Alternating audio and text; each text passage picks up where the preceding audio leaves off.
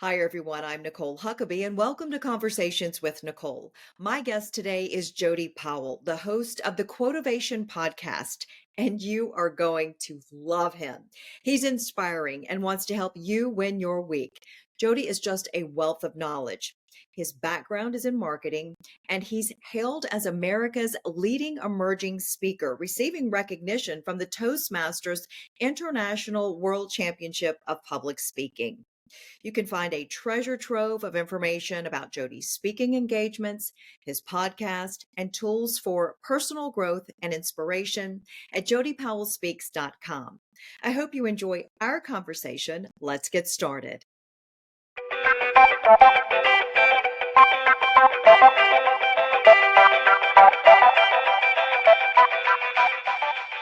Hi, everyone. Welcome to Conversations with Nicole. I'm delighted to have as my guest today, Jody Powell, the dynamic host of the Quotivation Podcast. Good to see you, my friend. Hi, Nikki. How are you? I'm fantastic. I'm so glad to have you on the show. You are hailed as America's leading emerging speaker. You've got lots of accolades when it comes to public speaking. You host events, plan events. You're just a treasure trove of things that you can do to make our lives better. It's beautiful to have you on the show today. Well, I am super excited to be on the show. You are too kind with your introduction, and it's just so much fun to be able to share uplifting and meaningful events with people to talk about things that just build people up. I just derive so much fulfillment from that, and it's exciting. I agree 100%. That's one thing I love about doing my show is that I like putting good positive content into the world and making our world a better place. And that sounds exactly what you were talking about on your show and what you like to do as well in your events that you plan and that you are a part of. So first of all, I'm going to put you on the spot. Okay. What's your favorite quote? Ooh. Oh, Do I have to pick one? no, you don't have to pick one. A favorite quote. A favorite quote. One of the things, it's really an obscure quote, actually. I don't think a lot of people would think about this when you talk about popular motivational quotes. It comes from a movie, and I'm actually afraid that I'm going to have a man card taken away because it's a Matthew McConaughey movie. Sorry, guys. I love him. I know you do, but I love him. The guys are like, oh, Matthew McConaughey, yeah. But it is. I think that's flattering that you love him. Yes. Well, I didn't say I loved him. I said the quote came from his movie. But it was the movie that starred Samuel L. Jackson and Donald Sutherland called A Time to Kill. And if you're familiar with the story, you've read the book. It's a fantastic book, a great movie. McConaughey's a lawyer who's defending an African-American man in the Deep South for murder. And McConaughey has this mentor who's this disgraced lawyer, is played by Donald Sutherland, just a fantastic actor. And they're talking about the closing statement. And Donald Sutherland, his character had not been back in the courtroom since he had been disbarred, and he just swore it off, and he's lived the life of just this drunk, miserable old man. But McConaughey goes to him and he says, they're talking through the closing summation, and Donald Sutherland is like, this doesn't even sound like, what are you doing? This doesn't sound like you. And McConaughey says, well, I'm just trying to be you. I'm trying to do what you would say. And Donald Sutherland looked at him and he said what I think is an incredible quote. He said, me? Don't be me, be better than me. And I think if so many leaders and managers and mentors, if they thought this way, if they really wanted to build someone up that they're leading or that they're mentoring, that's how you do it. You encourage someone to outshine you. And I think that's just one of the most powerful quotes I've ever heard. And it reminds me so much that when we're in leadership positions to really look at the talent that we have or the talent that we're hiring and take the chance and make that scary hire, that hire that, deep down, that person's better than you because they're going to make you better and you're going to in turn make them better. I love that. That's almost the same concept you could use in a relationship. You want to be with someone who makes you better because Absolutely. Then you're better together. It's a win-win. I love that. Thank you for sharing that. Yeah, thanks for the question. That's just one of 1,000. I love quotes, obviously. Really? I better if I'm going to be doing this Quotivation podcast, but I do love quotes. That's one that came to mind today. That's great. Well, thank you for sharing that.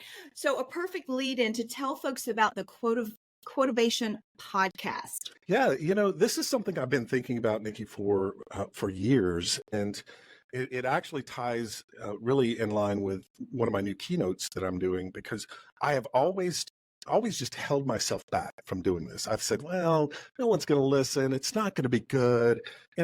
No one's going to want to be on it. And so I've just kind of really put the self-doubt and self-sabotage in place for me to not do it. And then a friend of mine came to me and said, listen, you just need to do it. Just stop with the excuses and just do it. You want to do it.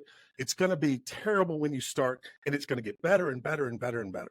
And she was absolutely right. And so I just did it. I started this year, the very first week of January, and I'm trying to do weekly episodes where I invite people like yourself to come on my podcast. You were on this week, which Thank you you. did a fantastic job. Love that. Just to bring their favorite quote and what it means to them. And ultimately what I want for my audience is to be able for them to win their week. And I think that's so important. If you can win your week. And what I mean by that, winning your week means that you are moving one step closer to your goals. How do you go just a little bit more, give a little bit more, do a little bit more, find that inspiration to just take that next step, that one more step towards your goals, because that'll get you there so much quicker. And I hope people find from my episodes the inspiration to find that motivation within them to do that. I love that. And I was thinking too, 1 week at a time is really a good way to think about your life. We can get so overwhelmed sometimes thinking about this huge big picture of what we need to do by, the end of the year, or, Right. kind of when I grow up sort of thing. If, if we can just say, this week, how do I win it? Then I take the next step. It's kind of like one day at a time, but I do like 1 week at a time. That's really something you can wrap your head around. You can look at your calendar or look at your goals, look at the things you want to accomplish. So I love that. I love that. And it's not saying that you shouldn't set those goals for the Sure. year, but it's about how you tackle them, right? And winning the week, it can even seem daunting for some weeks, right? I mean, there are some weeks where it's like, I've got so much to do. How am I going to win my week when I've got all of this stuff going on? Right. But you do that by taking it one moment at a time. Just like you said, you win a couple of moments, you string those together, and you've won your day. Yeah. You win a couple of days and you've won your week. And so it just continues to build. You put together a couple of weeks that you win, and suddenly you're at your goal. You've reached your goal, hopefully ahead of schedule, so that you can start setting new goals. Well, and that builds self-confidence too. Absolutely. It's always when I make the list and I check them off, I feel so accomplished. It's the same concept, but putting it together with your life, your goals, your dreams, your aspirations. So that totally makes sense. So have you always been someone who loved quotes? I really have. It's where Okay. I've always kind of pulled motivation from, the inspiration to find motivation. A lot of people will say you can't motivate someone. Motivation's within, inspirations is what you, whatever it is. I mean, I personally think you can motivate people. You can inspire them to do things that they wouldn't normally think of doing. And so I think it's a little bit of semantics, but I've always kind of pulled that inspiration or that motivation from just really powerful quotes, and they all seem to come at just the right time, and they come out of nowhere. That's so true. That's so true. You'll be in a state of mind, whether it's up or down, whatever's going on in your life. And it does seem in my instances too, the right quote will come to me at just the right time, whether it's someone says it on television or listening to a podcast or scrolling through that Instagram feed. One of those, you're like, oh, I so needed that today. So you're giving Absolutely. that to us every week. And I love that. So tell me a little bit more about yourself. You're a phenomenal speaker. You're a Toastmasters International World Championship winner, right? Semifinalist, close to winning. Semifinalist. And so you have this love for public speaking, Mhm. which is another way you communicate, motivating people, inspiring them, whether it's for businesses, individuals. Talk a little bit about that. I've really always had a passion for motivating people, but I've had a fear of public speaking. A lot of people ask me now, like, how can I be a really great, how do I get over this nervousness? How do I get over the fear? How do I become a great motivational speaker? Well, there's no magic pill to it. You have to speak. Yes. That's the answer. You just have to do it. And you can go back and my wife will tell you, I mean, you could go back and look at our wedding video, and I had people coming up to me after the wedding saying, "Oh, that was so sweet. You were so emotional. Your voice was cracking." No, I wasn't emotional. I was nervous. I was speaking in front of, I was not crying. I was petrified. You know, so I haven't always had this passion of speaking in front of people. It kind of came over time when I've been forced into that.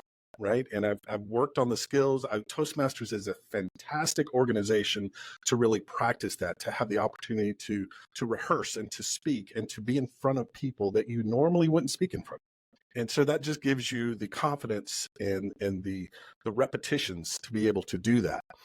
I think from combining that skill with just a desire to uplift, a desire to motivate, and a desire to really instill confidence into people that I'm talking to, those two have combined to really set me on this journey.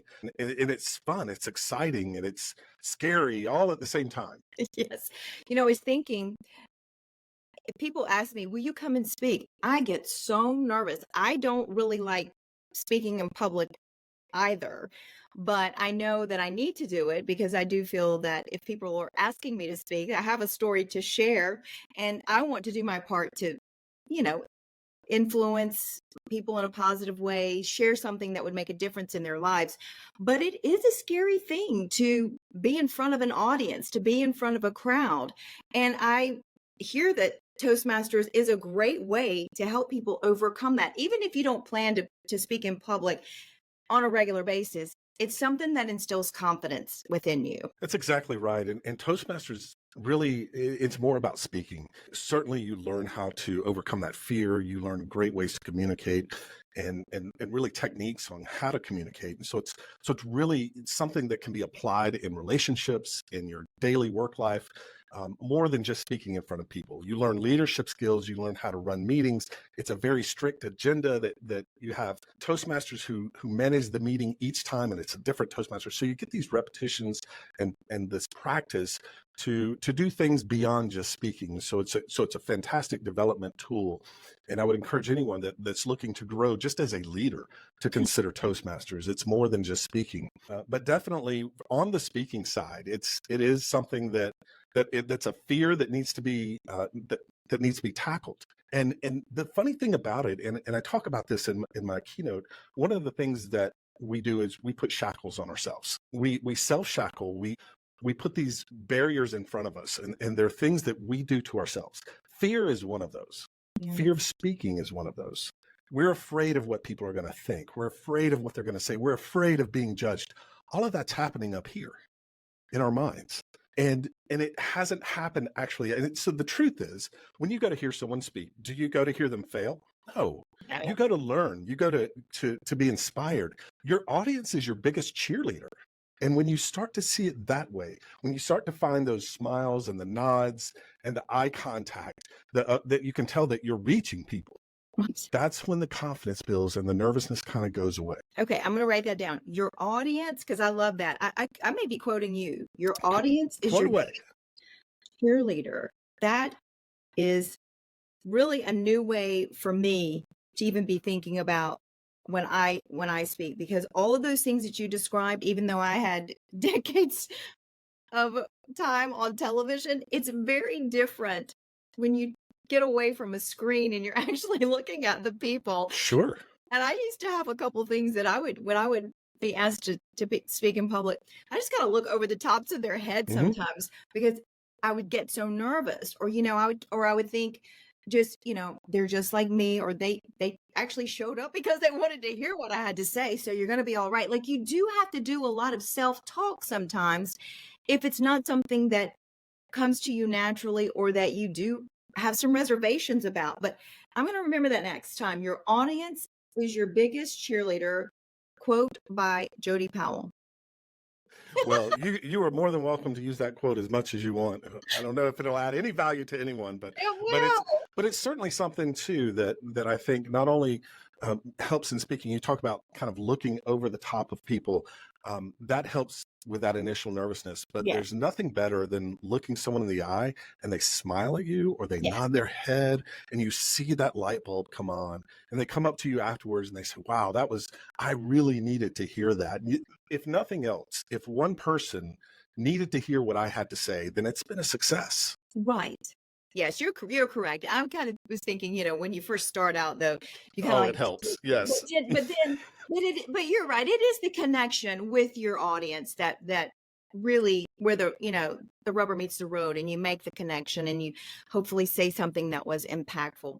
So all of this leads me to, you actually host events, you plan speaking engagements, you work with businesses, companies. Talk about how people can tap into you, Jody. You're like this great resource that people need to be like latching on to so that they can um, be living more fulfilled lives and have better leadership skills among their companies and that sort of thing. Well, thank you for that. That's very sweet of you to say. I do have a website, jodypowellspeaks.com. Yes. I speak at conferences, I speak at companies, corporate events, I conduct training sessions. I can do all day trainings, or I can do 30-minute workshops, and everything in between. And on a variety of topics. I do have keynotes that I have. I have a really powerful keynote about your personal brand and how to build and grow your brand, and how to kind of write your own story. We can't tell people how to feel about us, but we can influence it. And so how do you do that? And so I walk through that. I also have mentioned my Unshackled, my new keynote speak, Unshackled, where we talk about the freedom to thrive. And it's really releasing yourself from your own prison. We are our own worst enemy at times. Gosh, that is so true. Oh, I it fall is. into that all the time. I don't have enough self-confidence. I say, oh, I can't do that. And I could use coming to your classes and your workshops, because that's so important what you just said. It really is. And the funny thing about being our own worst enemy, or really the difficult thing about it, is that our enemy knows us very well.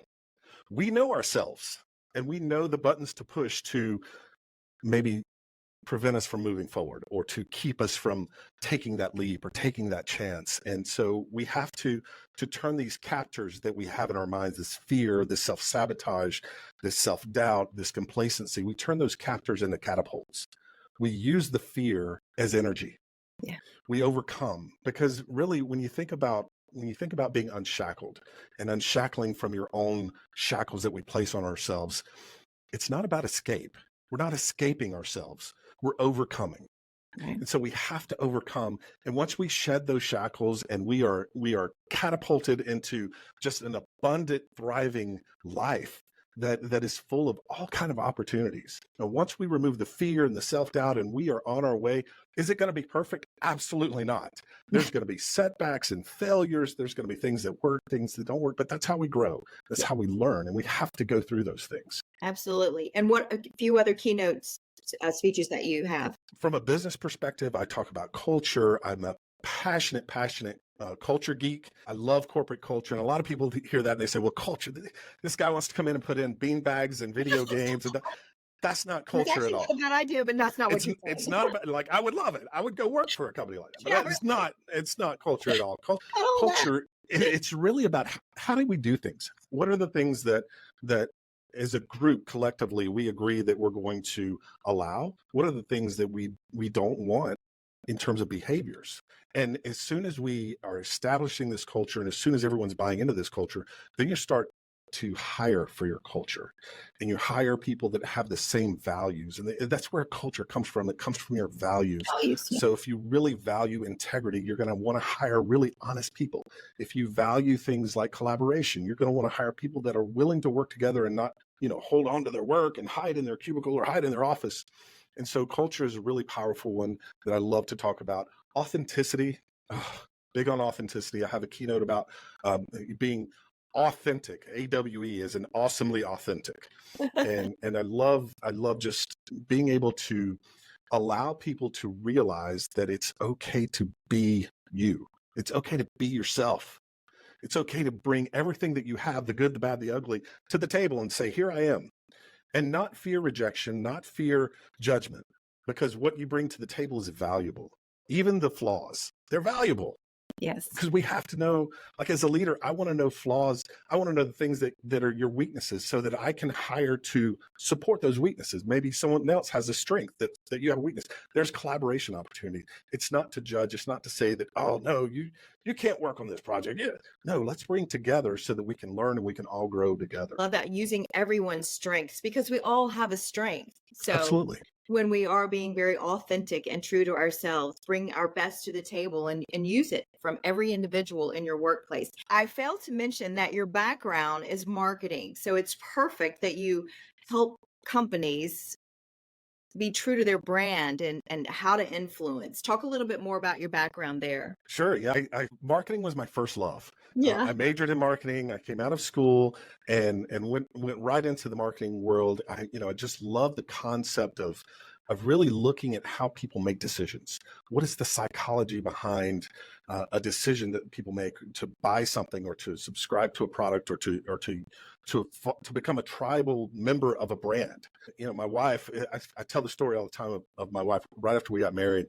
We're in that honeymoon phase and she calls me up at work. She's like, oh, will you run to the store for me? And I'm like, oh yeah, baby, I'll go to the store. What do you need? Anything for you. But after 27 years, it's like, okay, what do you want? So she calls us. She says, oh, we need bread, milk, Kleenex. And she lists a few things. I go to the store and I look down, there's Kleenex. But oh, wait, Puffs is on sale. Oh, she's going to love this. I'm saving us money. Buy a box of Puffs. I get home, I'm unpacking the groceries. She looks down. She says, what is that?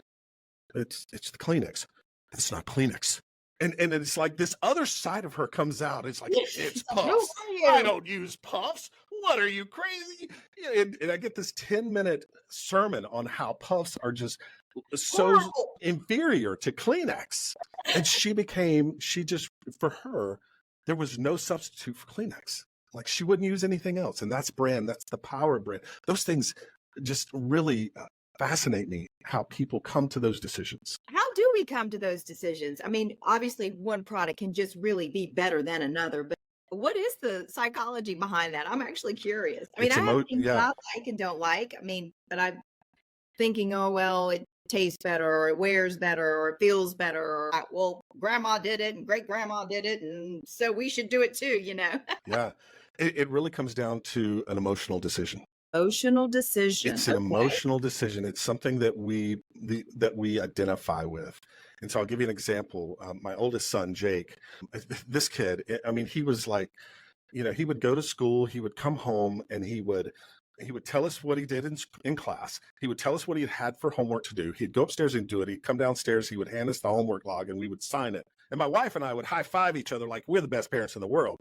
I mean, this kid's like, just rock star. And he's the one that's doing it all, right? So he's this great student. He's very organized. He's got all these things. So when it came time for him to go to school, to pick a school, to go to college, I said, okay, Jay, we need to figure this out because number one, you're going to go in state because I'm not paying out of state tuition. That's just not happening. Yeah. So I get that. Yeah. Wow. But we tell him, let's start talking about where you want to look at schools. And he says, well, I have 3 criteria that I'm going to look at per school. And I'm like, of course you do. And number one, he wanted to go to a smaller school. He wanted to know his professors. The second one was that he wanted a really good political science department because what he wanted to do, he wanted to major. In fact, he said, if I'm going to be president, I need to know what I'm doing. And I'm like, do you really? Because I think he went beyond that 1 week at a time concept there for you. Yeah, a little bit. He had some goals. He has. That's right. Treat me right. Exactly. And then the third thing he said was, well, the dorms can't be sketch. And I'm like, well, 2 out of 3 is not going to be bad, son, because you're not going to find that. We toured the state. We went to so he finally decided on Lander University in Greenwood. It's great South Carolina. Great school. And of course I knew why, he checked off his boxes, but I had to ask, okay, Jake, why Lander? Why did you choose that? And I expected him to go through his list. But he said, Dad, it just feels like home. Mm-hmm. And so his decision was based on his emotional response to it. It checked the boxes, sure, but he felt like it was home. And then he went to the bookstore and he bought like 4 sweatshirts, 3 t-shirts, and a big sign that says a bear cat lives here to put in our yard, right? And that was part of it, because once you make a decision that's tied to your emotions, you are emotionally invested. If someone came to him and said, well, that's terrible, that's a terrible school, he would get angry. He would, you Right. would have that response because Well, you're emotionally invested in it. yeah. And basically, someone's attacking him by saying they don't like the school because It's you're owning it now. Exactly. And that's the psychology around the brand of loving brands is we become part of that company. We become part of that product. We become an advocate for that product or that service or that company or whatever. And people as well. People can have brands. And there are people that you will absolutely advocate for because you think the world of them. Yeah. And it's all based on those emotional experiences that you've had with them. That's really interesting. I sort of figured that, but to hear you explain it was excellent, outstanding. And I was thinking as you were explaining it, I got to the point in my life where I told, I decided I wanted a sporty car. I had the mommy car because I was emotionally with my children. Yep. And now that they were older and I didn't have to take them around, I said, I'm going with a sporty spice car. And that was, so I got my first little BMW. And I am emotionally attached to BMWs now.